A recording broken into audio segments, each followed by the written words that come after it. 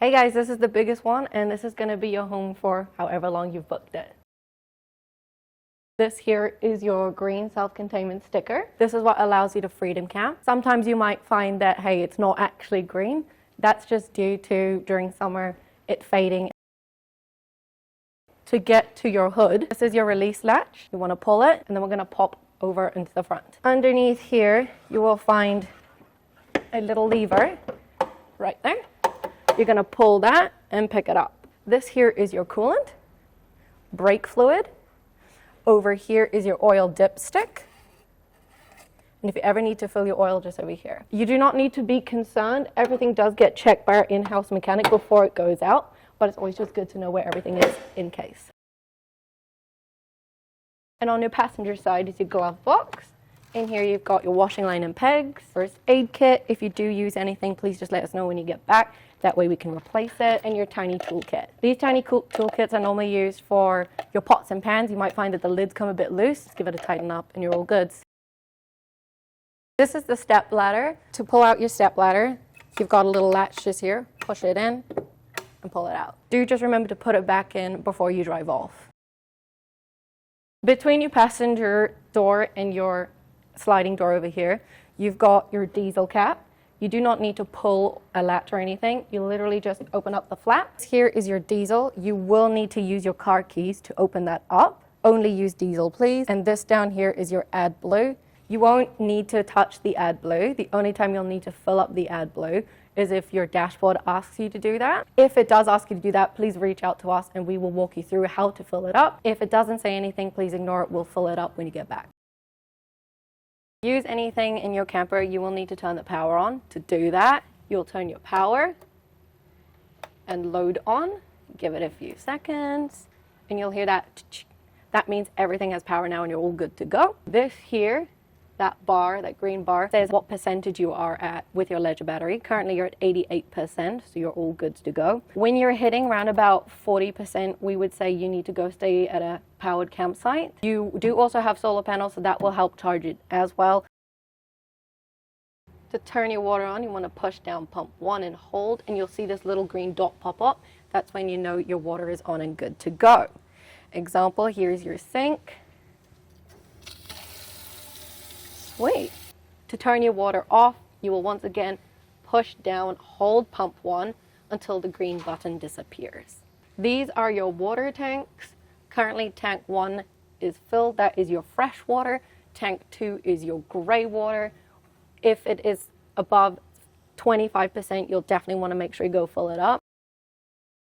To use your diesel heater, you want to turn it on, this middle button, hold it in, and click it on again so that down here, the on button pops on.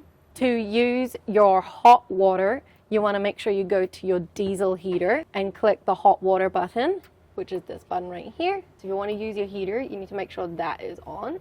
And then this is your fan. You can adjust the speeds. Turn the temperature up. You want to push this button so the little thermostat pops up. Always make sure that the temperature itself that you've set it to is higher than the in-house temperature. Otherwise the furnace won't turn on. You can just leave them on all the time if you want to. Whenever you're done, do just make sure to turn it off again. And please always make sure that you stay away from dry, long grass because it can ignite. To use your microwave, induction stove and 240 plugs, you do want to make sure you turn on your 240 volt. You know it's kicked in when your microwave turns on. To use your stove, you want to make sure you have your pot on it, otherwise it won't go. Push your turn on button. Select which hob you want. Do you want your left side? Do you want your right side? We want our left. Click it, and then you'll adjust the temperature. When you have both hobs running, do make sure that you're not putting both on to max, and we're talking 8, 9. If you have them both running at such a high voltage, you will drain the 240 volt quite quickly, and you're going to find you have to go stay at a 240 volt campsite to power up again. So you want to run one at about 5 or 6, and the other one can be at like an 8. You might find sometimes you accidentally click the child lock button. That's when the LO pops up. That prevents you from being able to adjust anything. When you find that happens, to disable it, you're just going to hold the lock button in for a few seconds until it disappears, And there you go. Now you can adjust everything as you'd like. You do also have a timer, which you can push in. It starts off at 30, and then you can adjust. Do you want it to go higher or lower? And it will beep at you when it's ready. Over here is your two 40-volt plugs. So if you want to run a kettle, hairdryer, etc., you want to do that over here. To use your ventilation fan, you do want to make sure you've got your power and your load on. You do want to adjust it manually, so turn on using your on button. Then we want to make sure it opens. There we go. To feel which way it's drafting, is it coming in or is it going out? Currently it's going out, so we can change the direction. Give it some time. Oh, and now it's coming in. To close and open, you can push these buttons. If you find that these ever do fail you, you can turn it off and manually turn this if you need to. In here is your shower and your toilet. If you want to use your shower, you do want to make sure you've got your water pump on. And then if you want hot water, which I'm sure you do, you want to make sure you've got your furnace hot water cylinder guy running on too. That's your 3 little waves doing this. To use your toilet, you also want to make sure you've got your water going so that you can flush. Always make sure you pull this lever first to open it so that whenever you do your business, it can go right down into this bottom cassette. If you do your business and then pull it, anything you did do will get stuck on the little flap and it's not great to clean. So to do that, open it up. It will do an initial flush. Do your business, and then to flush from that point on, you're going to push this little rain button. Make sure you always close it up after you finished your business to trap any smells and prevent them from coming out where you are. When showering, we do just ask that you make sure you've got your little fan running, and then also make sure you've got this fan pushing the air out. That way when you're getting in and out of the shower, all of that steam goes out and doesn't sit.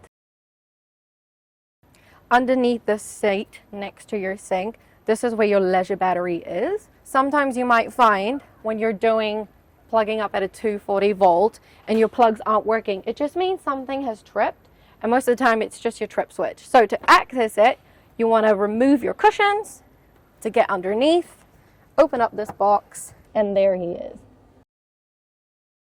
Located over here is your USBs, and you have another set just over here. To use your blinds, you always want to make sure you pull down first by pushing these buttons in and pull down in a straight line. If you do zigzags, it will bend and break. So pull down straight, let it connect to this bottom one, and then you can pull up. And there you've got your fly screen. Please don't do it the opposite way, otherwise you will break it. Down it comes. To access your window and open it up, you want to pull these side bits. When driving, do make sure you close this up though. Your lights are located here, here, and here. To touch them, to turn them on, you just want to touch the silver rims, and there you go. To make your bed, you just want to wiggle your table, give your table leg a little bit of a wiggle, slot this in here, and your extra slat is just back here behind your shower. This guy comes in here. These side cushions come in here, and this is your bed, and then you get an extra backrest over there. When you are driving, we do just ask that you make sure your bed is made. Please don't have the table up, because every time you go over speed bumps, potholes, it will wobble and loosen the table, and trust me, you don't want a wobbly table. This is where your blinds are. Just give them unfold and plop them on like so. This big one goes right up front, gray on top, push up, and then to lock it in place, you're going to use your sunshades, push them down. Like so, and now you've got privacy. In the boot, you've got your storage unit, you've got your 2 camping chairs, your outdoor camping table. This here is your 240 volt hookup, which I will show you how to use. Take this end, hook it on, push up to this. Wiggle, wiggle. You want to make sure you push this all the way in, that this top blue bit hooks on top. Otherwise, the current, it won't flow consistently and you'll have some issues. The other end will plug up at your campsite.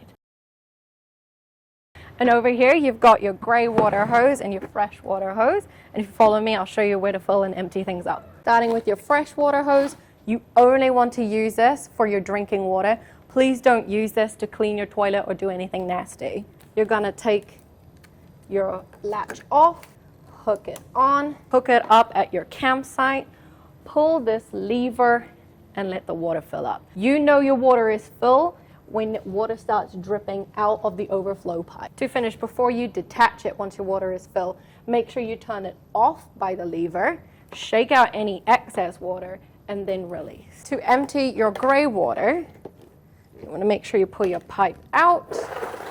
This is closed. Half a C for open is open. So we're going to open it up, hook this guy on, lock it in place, put this end down your dump station hole. This uses gravity to drain, so you always want to make sure that the van itself is higher than the dump station. You also want to make sure that your pipe is pulled out straight. If you have a bunch of loops, it's going to fight gravity and you're going to struggle to empty up your gray water.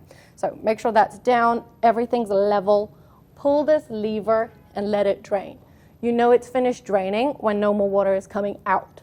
Before detaching it, make sure you pull your lever and close it up, shake your pipe to get all that excess gross water out, and then detach it. Always make sure to put your cap back on and don't lose it. To empty your toilet, on your car key, you have this small little guy. This is where you're going to open it up. Over here, you've got this yellow little lever. You want to pull up and out.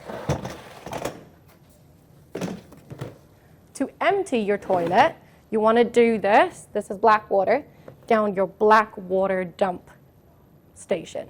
Sometimes you will see that they'll combine the two, gray water and black water. Sometimes they want them separated. If that's the case, please just follow that. To open it up,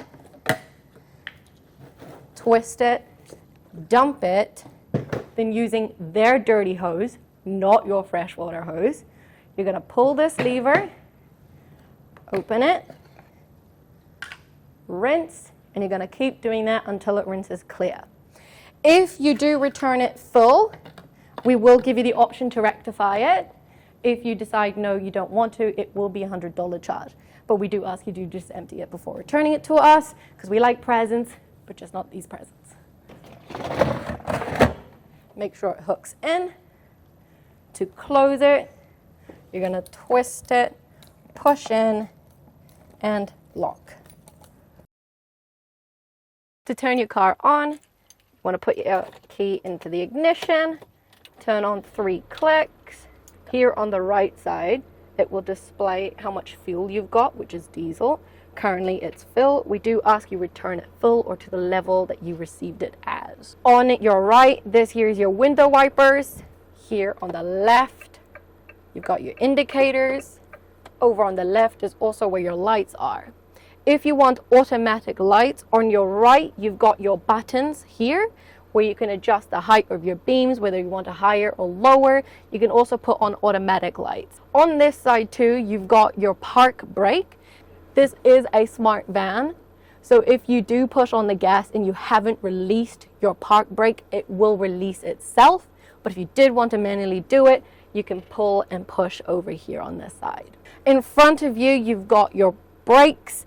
And then to your right, your accelerator. This is an automatic van. Push your foot into the brake in order to take it out of park and into reverse, neutral, or drive. It is an automatic, as I said, so you can stay in D for drive all the time if you want to. But if you find, hey, you want to be able to switch gears, you can flick it to the left and go up in gears or down in gears. Over here, you've got your AC. You can adjust over here, down here. This is to defrost your windows. You've got your hazards over here. This is to control your radio. Your radio over here.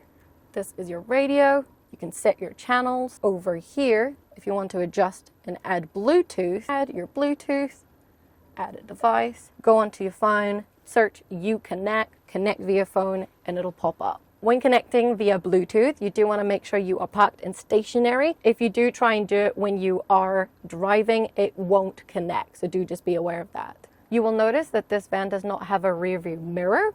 So if you do need something to act like a rear view mirror, you push on the little car button over here, click rear view mirror, and then boom, there you go. Whenever you are reversing, it will automatically turn on.